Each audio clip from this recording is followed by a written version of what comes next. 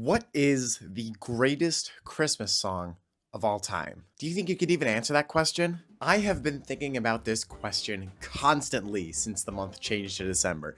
And with so many options to choose from, I didn't even know where to start. I thought the best way to get to the bottom of this debate would be a tier list. So I made a playlist of every single Christmas song that I could think of. And oh boy, there were a lot this time around. See, we did this during Halloween season, but Halloween is a holiday that doesn't have a whole lot of original music, at least compared to Christmas. Anyways, I went live on my Twitch channel, and my chat and I figured out what the best Christmas song was together. So without further ado, let's get started. All right, I'm gonna hit start recording. As you can hear, we're doing great right now. All right, well, welcome in, everybody. I only sound a little bit like shit today. I've got plenty of fluids here today. Editor Dalton, I'm sorry that I sound like shit. First things first, before we get started with our tier list, we need to talk about the criteria for each of these songs. We need to talk about how we are going to be ranking each of these songs on the tier list. So, I've prepared a short presentation on what makes a good holiday song. A good Christmas song has to fit in with the holly jolly vibes, right? It should probably incite joy and cheer and such whimsical feelings. That isn't always the case. We've got plenty of sad boy Christmas anthems out there that are absolute classics. Secondly, should be fun for the whole family. Christmas, of course, is a time to be with your friends, your family, your loved ones, and that unfortunately includes your snot-nosed cousins who won't stop saying 6-7, or for all my Hispanic viewers, 6-7. And of course, to round out our criterion, a third thing. I don't know. I couldn't think of a third piece of criteria, so I just took my favorite stock image of famed Canadian actor Simu Liu and put him into the presentation. So without further ado, let's get started with the tier list. With a Christmas song that you and I both cannot avoid, no matter how hard we may try. I'm out. We're already out. I don't think there is another song that we could have started with. This is like just such a quintessential classic part of the holiday season, right? Could have at least been the MCR. Is there an MCR version of this song? I have to agree with that. It is pretty impossible to go an entire Christmas season without listening to it at least once. As tired as we may be of it, it is quite literally a Christmas classic. I guess I'll kick off our list, and maybe this is a hot take. As impactful and everywhere as it is, I think it's kind of middle of the road. I've never been too crazy about this one personally. Yeah, it's not special, not the worst, just all right, very middle of the road. But without further ado, let's move on to another Christmas classic. While I have heard quite a lot of Deck the Halls over the years, I am quite fond of the sort of 30s, 40s, like big band arrangements of it like this. I guess it's not as big bandy, but it's just such a cool vibe. So at least specifically this arrangement, I think is pretty damn good. I'm going to go A with this one, at least for this specific arrangement. I think it's very heavily dependent on the artist and version that you're listening to. This one I think is a banger. Oh, we're getting a few B's. There's a B. I'm going to stick with A. I think because it has withstood the test of time. I feel like B is a little low for me. All right, let's move on to another classic. One that I'm probably a little less fond of, though. I don't think I've ever been too crazy about this one.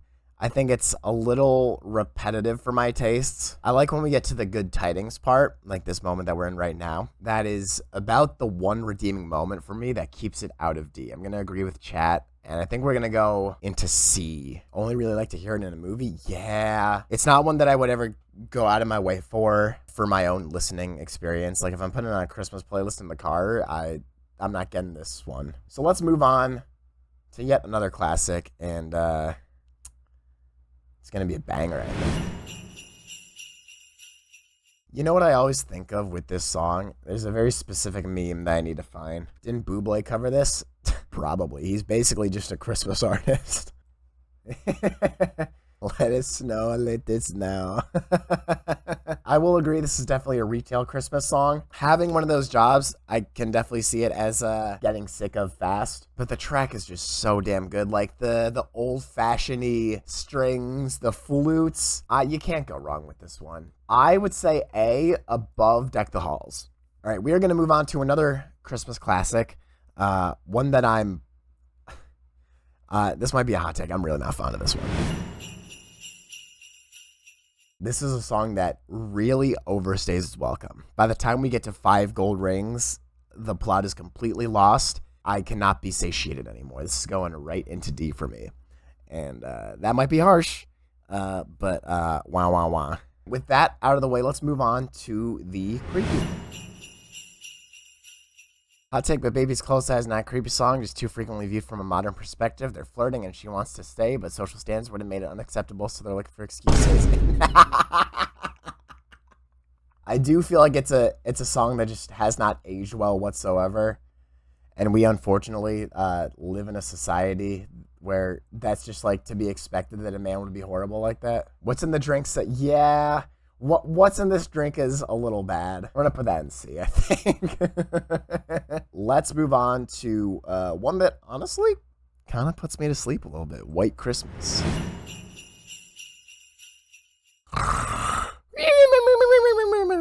This shit's so fucking boring.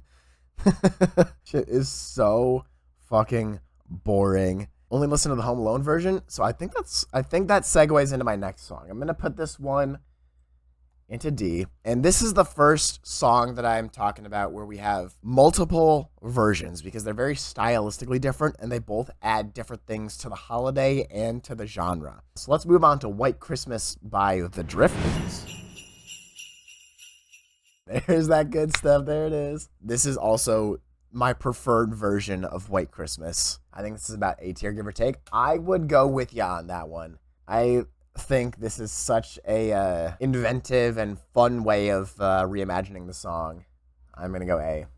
S tier.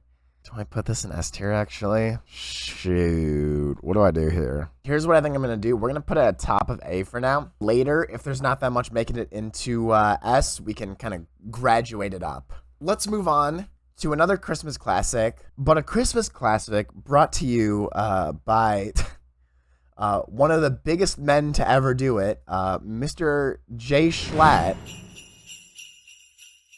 It is absurd how genuinely good his voice is. I love it. And I love that it came from a place of like, he got tired of everyone using his voice and like AI shit to sing songs. And he's like, no, let me just do it myself. I don't care. S tier. Schlattness. I think I'm going to go upper A. Similar to Drifters, I think we will move it up if the situation warrants it. How we feel about Hark the Herald Angels Sing? Is this anyone's favorite Christmas song? Why are they only coming through one ear? They're only in my left ear. It's like I've got a fucking choir over here. This is B. I think I'd even go C. S tier off rip. I don't know if I like it S tier much. No, I think you're cooking. No, I think you might be cooking. How do we feel about Jingle Bell Rock, chat? B? As in bullshit? This should be the Christmas song, not All I Want. I see the argument. I'm going to raise you one or two after this that I think is like the Christmas song. I think this is our inaugural entry at S tier. Well, moving on. Josh, you read my mind. Rockin' Around the Christmas Tree goes right into S as well. This song is so damn good. I think it's very common to see, artists cover famous Christmas songs. Sometimes they end up a little better, like Ludwig and Cutie, and sometimes they end up a little worse. Nobody might as well ever cover this song because the original is just so damn perfect, and you couldn't ever possibly add something to it. It's like what MGK covered Missouri Business. Like, the fucking sax is great. You've got the scene from Home Alone. It's great. Brenda Lee's voice is just wonderful. And I think it fulfills those kind of criteria that we set out on the presentation. It's joyful, it's whimsical. Yeah, it's perfect both as actually listening to it as a real song and just as like a background tune. It's so perfect. In that case, though, let's move on to our next song, which adds a very unique twist to things, a sort of tropical holiday, one might say. I have a minor nitpick with this song, especially in the first verse. I just really want Bing Crosby to stay in time, and he doesn't do that, and that really annoys me. The moment the Andrews sisters come in, I think the song immediately improves for me. Like, straight up, Bing is not doing a lot of heavy lifting for me. I would rather use Google. I would personally put it in B above Mariah Carey. I think that's where I'd put it. I think the argument for A is there, and like with enough peer pressure from Chad, I think I could get there. But you guys wouldn't peer pressure me. Would you? Wow, we got some Monster Mash haters. Wow, I wasn't expecting so much. Let's move on to another banger. Yeah, there are a lot of places that we can put this one. I'll say right now, it doesn't go below A. And I think it's a high A at that, at the very least. I will agree. I will put it in S. I would put it at the bottom of S because it does get a little repetitive. It does look a little bit like an MGK song with how the lyrics are somewhat copy-pasted. The instrumental absolutely carries. I think for me, this one is probably A. Song that makes you think of Christmas, instant A at least. That is exactly my logic with this one. It is an all-timer for me. It screams the season. It's perfect. I'm going to put it in mid-A for me. While it is a more kind of traditional, classic staple of the Christmas rotation, I don't know if it's really paced the best. Burl Ives is legendary. His voice is just so iconic for this season and this genre. I will agree. I'm going to say that this is a perfectly good B-tier song. Not bad. Not doing anything overwhelmingly impressive. With that, we move on to what I think has most commonly been referred to as one of the greatest Christmas songs of all time. Yeah, chat's already popping off. And I don't think I really need to explain. Last Christmas has to be one of the best ones. This is why in the slideshow, I made sure to add a discrepancy. Joy and whimsy are not always the case, right? That is not always what makes a best Christmas song. But because of that, what happens when you get covers? What happens when you get other artists trying to recreate the success or bring their own flavor to Last Christmas? I've got two other versions of this song that we need to talk about. Now, look, there has been a ton of Taylor Swift controversy going around. She has been the internet's most common punching bag over the last few months. And to an extent, I think there's a lot of fair criticism. But I like this cover. Not more than the original, but I like this cover. To be fair, I did grow up with it. I do own this CD still somewhere. I think I'm going to personally put it at B. I don't think it goes any higher than B because it just doesn't happen without the original song. I feel like it doesn't add a whole lot that the original song doesn't give us. But I don't know. It's catchy. I like Taylor's voice. And that's kind of enough for me. All right, we got one more version of this song to talk about. I think for me, I put it at B right next to Taylor. Pretty inoffensive, and that's kind of good enough for me. All right, let's move on to another GOAT of Christmas season. S for me, but I'll stand for A. I think they're both equally fair placements. You know what? I think it's fair to put this one at A. I think the case can be made for S, but on my list, I think it stays down at A. So with that, we've got one more left in our classic Christmas songs. Mr. Claus loathes this one. This is like if Mr. Claus went to a Coldplay concert. Let's move on to one more that I'm pretty sure is a classic old school song. Haven't gotten I Don't Know How, but I've always loved the Road Wrecks. Dang! I like Little Violence, right? Or Violent Things, that's what it's called. I'm personally going to put it in A. I'm pretty fond of this one. I'm pretty fond of the artist. I don't think it is necessarily strong enough to make it into S, though. So we're going to keep it in A for now. That brings us to the end of the classic Christmas tunes. I am going to real quick go and use the bathroom. All right. The sickly Victorian child has returned. Hello, everybody. We're sort of moving into our rock-influenced songs, and I couldn't think of a better track to take us from that traditional Christmas sound and throw us headfirst into rock. It's a bit of a odd pick. It's not one that I feel like you would really listen to all that regularly outside of... Honestly, I don't know when you'd listen to this one as its own standalone thing. I think it would be something that's cool to see live. Like if you see a band recreating this song. We did this in our high school pep band, and it was always a lot of fun to play just because it's so bold and powerful. I don't know how much I go out of my way to choose this one myself, though. So for me, I think I'm going to put it in C. And we can, if I realize I've committed a war crime after that, we can always just raise it up to somewhere else. But for now, I think that's fine. So I didn't include Santa Claus is Coming to Town in our classics because I knew this one was coming up. I'm quite fond of this one. I think it takes the original and puts a very Bruce Springsteen twist on it without detracting from what made the original one so fun and exciting and festive. We're going A with Mr. Springsteen. With that, we move on to another one that I'm quite fond of and possibly even more fond of than Bruce. Incredible banger. I have to agree. This one's one of the best Christmas songs. Like, you cannot be mad with Chuck Berry. B? I was going to put this one like A. I think it's perfect at like telling a fun, whimsical story. Putting that more mature rock genre association on it without like losing any of the kind of like family fun, like Christmas values, you know, traditional home values. I'm putting this at a very high A. I think it's going to kick Jay Schlatt down a little bit. So I think we're good to move on from this one now. Let's go to Do They Know It's Christmas?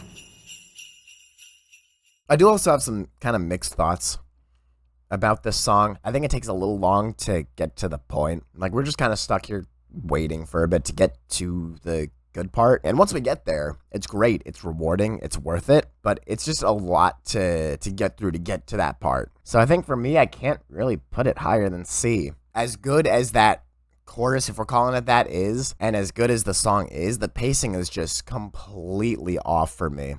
It just doesn't work out. We are going to move on to what is my father's favorite Christmas song. No, he's in here too. Holy shit. Everyone, Papa Adult 1 is in the chat. I need everyone freaking the fuck out right now. This is a momentous occasion. This is monumental. If it's not an A, I'm grounded. What the fuck, man? That's fucked up. I guess because I'm being extorted by Benjamin Netanyahu right now, we'll put it in A. We talked about the criteria that makes a good Christmas song, right? And one of them is the fun for the whole family. And I don't know if this one is necessarily fun for the whole family because, you know, of the Christmas rock songs, it's right up there with Chuck Berry. I don't think I've ever been crazy fond of Little Saint Nick. I don't think it's terrible. I don't think it's ever my, like, in the top 10, top 20 of my choices for Christmas songs. Like, by far, anything in S, A, or B is going to beat out Little Saint Nick for me. Yeah, I think for me, this one is a C. It's fine. It's not terrible. Not great. It's very middle of the road. Which I cannot say the same for this next one. How do we feel about Wonderful Christmas Time by Paul McCartney? How do we feel about this one? A and B? You guys are putting this way higher than I would, holy cow. Chat, I'm sorry.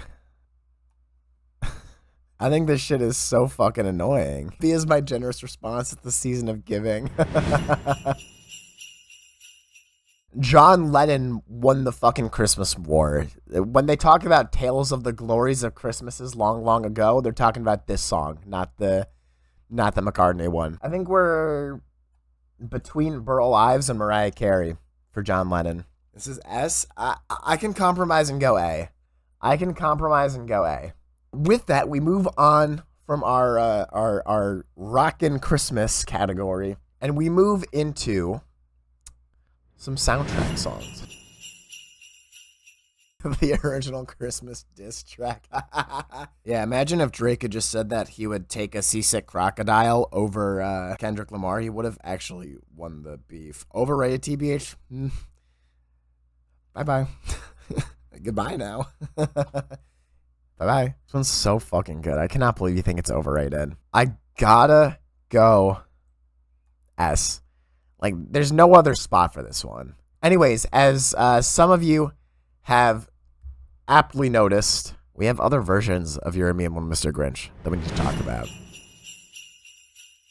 This is, I think, the second time I've heard this version. The first was a few days ago. To give a more fair analysis of it, I would have to see it in the actual film, right? And see the scene that's a part of. To me, it doesn't hold a T to the first one. I'm going to put this... We're going to go low B for now, and it might get pushed down. I haven't decided yet. With that, though, we've got another version of You're a Mean One, Mr. Grinch that I would like to listen to. And this is one that I think is just so damn cool. Miss Lindsay Sterling on the violin with Sabrina Carpenter on the vocals. This version just has so much fucking character to it. And I'm normally not a big fan of Sabrina Carpenter. She doesn't have, like, the same volume on her solo work that she does on, like, this track. Like, it feels very, like, old school. It's so cool. And it still has a lot of the kind of twang and character that the old one has with the very, like, three-feel. Do I need to say anything about Lindsay Sterling? Like, can we all just accept that this is a fucking banger? I'm going A with this one. Just below John... I don't know exactly where it goes. We'll sort it out to a firm ranking at some point. But let's move on now. We've kind of talked more than enough about the Grinch. So let's move on to another incredibly popular Christmas holiday Bible movie. So we do have a bit of lore on the channel with the little drummer boy. 5 years ago, when I was just getting started streaming, we did a stream of reading Christmas stories with like a voice delay, so we'd get fucking tripped up. So if you can go and look in the emotes right now, I don't remember if it's a follower emote or a sub emote. That lamb there is Baba the Lamb from the Little Drummer Boy, a very important character in the Dalt 1 canon. That being said, I think the song's like a B tier song. I get that the song is like telling a story, but it does kind of feel like it overstays its welcome. At a certain point, it doesn't really ever feel like it amounts to much. I think we can move on from the Little Drummer Boy. And let's talk about some Peanuts. Peanuts ranked pretty highly in the Halloween music tier list video, and it's hard to deny that they got the stuff. Yeah, there's something about the Vince Guaraldi trio that they always just get the tone and vibe of the holiday perfect, and Christmas Time Is Here is no exception to that. I would also say A. I think somewhere kind of in the middle, like there-ish, if we're still kind of organizing them. Because while it's not my favorite, I think it just sounds like the holiday, if that makes sense. Like you hear the song and you think immediately Christmas. Even if you like take away the lyrics, I think it's kind of got that association at this point. I don't know if I've ever thought about this one like a Christmas song. Because it's like the main theme of the Peanuts. It's not specific to A Charlie Brown Christmas. I understand the context of the song. Like, I don't hear this and think, oh yeah, the Christmas party from A Charlie Brown Christmas. I think, oh, the Peanuts theme. Please don't take offense at this. I'm going to put it in D. And again, that's not a comment on the song itself. I think it's awesome. I think it's so much fun. It's such a catchy melody. It just doesn't scream like specifically a holiday song to me. Let's move on to my personal favorite piece of media to watch every Christmas season. I picked a few of the songs from the Rudolph soundtrack that I thought were a little more iconic. I like Silver and Gold. Of the ones that I chose, it probably ranks a little lower for me. I think I'm going to go... I think I'm going to go C for Silver and Gold. It doesn't feel like it works as well on its own without the movie to support it. So for that reason, I don't think it can really go much higher than C, if at all. I think Jingle Jingle Jingle ranks a little higher. Like, this is probably a B for me. I don't think it goes much higher. Like, you wouldn't choose this over, like, Santa Claus is Coming to Town, right? I think Jingle Jingle Jingle is a think it's fine. That takes us to what one might say is the title track. Straight up, does anyone have a bad thing to say about this song? How we feel about Rudolph. This one's like an immediate classic for me. Between like the French horn, the strings, Bro Ives on the vocals. You know what? I wasn't expecting this today, to be totally honest. I think Rudolph is a very fair S. Let's move on to another version of Rudolph the Red-Nosed Reindeer, because there are other versions. We've got Run, Rudolph, Run. And let's see how one rapper took the song Rudolph and put his own touch on it. This is DMX, who is, if you're not familiar with DMX, is X gon' give it to ya. Oh my god. It's awesome. It's so awesome. It's a D, but it's so awesome. So this is one that was recommended to me by my friend Kate, from Phineas and Ferb. I've watched a very limited amount of Phineas and Ferb over my life, so this one is pretty new to me. But as far as like soundtrack songs go, I feel like it does a good job of like branching out and not being chained down to the project it came from. Like, this is very much a generic song that you can enjoy without having seen this episode of Phineas and Ferb, right? Yeah, this is a fucking vibe. I think we go B or A. What are we feeling on this one, chat? I think I'm too old for the song. That's fair. I think that's why I would keep it in B, is just like for having grown out of Phineas and Ferb. I don't really want this at S, to be honest. This is not my favorite. I'll be honest, Spidey Bells is usually a skip for me. It feels a little weird to critique a Christmas song for not being serious, because they're Christmas songs. That's not the point. It hits diminishing returns kind of quick on some of the humor for me. Like, without the context of like, oh, this was like a funny thing from a movie. Like, it's just okay. I would even go C with it, honestly. Yeah, definitely good the first listen. With every other listen, it just loses novelty. I will be honest, this is where the list kind of starts to lose me. I am not a big fan of most modern reimaginings or original Christmas songs, just for the most part. I don't think many artists have the sauce that they need. So let's start with Mr. Buble on a classic Christmas song. I mean, it's hard to deny that he doesn't have that kind of like silkier voice, that somber, not somber, but like those more emotional Christmas songs need. Like, he's got that deeper, silkier voice. So I can't really knock him for that. I think I would go B. It does feel like a bit of an uneventful song to me, but that aside, I think B is fair. Now, I believe this is an original song from this next artist. I don't know that for sure, but I think it is. I'm pretty confident. This is never one that I've really seeked out myself, but over the last like week or so, I've exposed myself to it a little more, and it's not too bad. It does feel a little overproduced for a Christmas song, if that makes sense. It just feels like a lot going on. I think I do prefer the kind of more simply produced orchestral, like big band sound of like the earlier days, but it's still a good vibe. I would probably put it like right next to Buble. I would listen to those probably about an equal amount. Now, we move on to one that I just despise.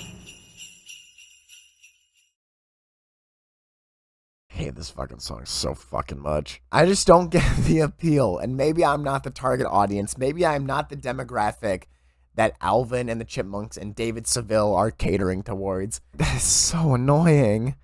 It's so annoying. I've heard it enough on the radio where it's like, okay, it would be a disservice if I didn't include it, right? God, yeah. D.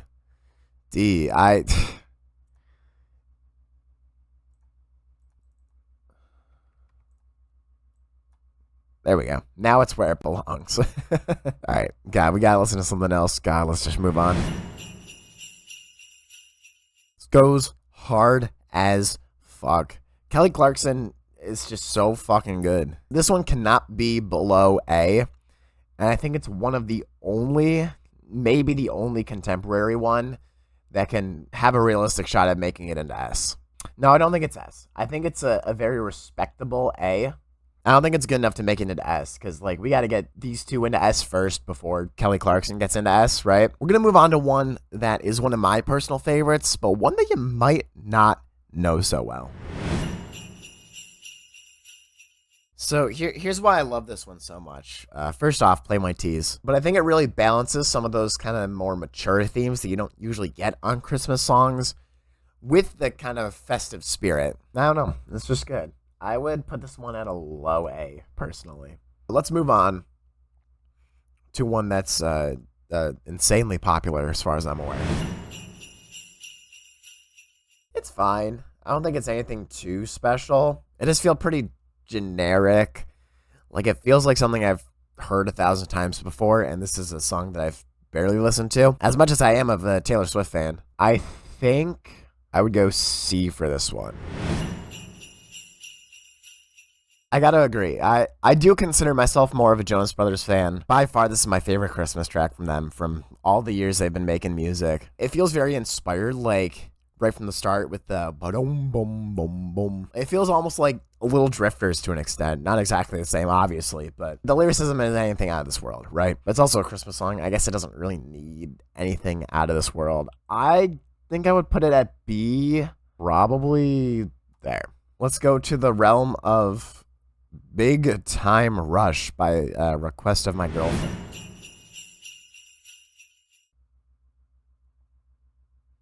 All right, I've got a few thoughts. First thing is that it immediately sounds like a TV musical soundtrack. You hear this and it's like, oh yeah, that was Nickelodeon, that was Disney Channel. A little corny for my tastes. That being said, just like Phineas and Ferb, it's not a song that is tied to the show. Like, you don't need to be watching Big Time Rush on the TV to understand where this song is coming from. So I'm going to put it at C.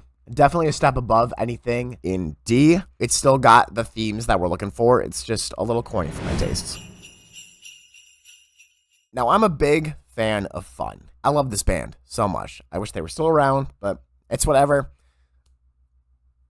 Not my favorite work from them. Not my favorite work from them. It feels like a very rigid song to me, with like such a firm downbeat in each verse. It just feels like a little too rigid and not as like carefree and flexible as a Christmas song needs to be. It doesn't necessarily feel like a Christmas song. Like, if we didn't have like the sleigh bells in the back, I don't think it would entirely have it. For that reason, I think I'm gonna put it in.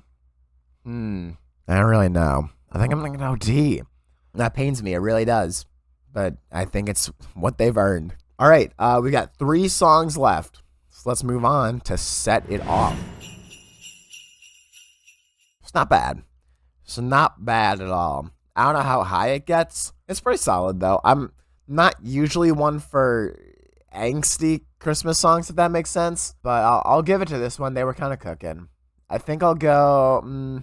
We'll go a low B for now. Moving on, let's go to the Pilots.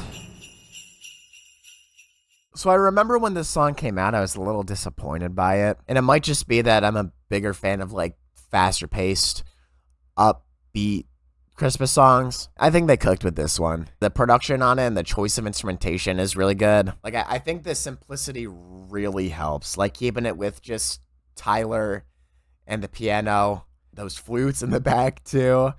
It feels very old school. I like it. I think I will be going A. Anyone got any problems with that? Put them up. That takes us to the end of our list, though. We've got one more song to listen to, and this one's fucking interesting. Let's run it. What constitutes an Italian Christmas donkey? Well, I guess, but that's only half of the equation, honey. What makes him a Christmas donkey? I just don't understand why his Italian heritage is important to this song. Is anyone going to be mad if I put Dominic the Donkey in C? It's F? That's crazy. That's crazy. This is on the same level as Alvin and the fucking Chipmunks. Are we so fucking for real right now? All right, folks, that is the list. Read it and weep. If you want to fill out your own, the playlist and the tier list are down in the comments. So follow me on Twitter, yell at me and tell me what I did wrong with this list in the comments, and sub to the channel. And then I guess I will see you next week for my next video. Okay, bye-bye now. Take care. See you later. Adios. Hasta luego. Bye-bye.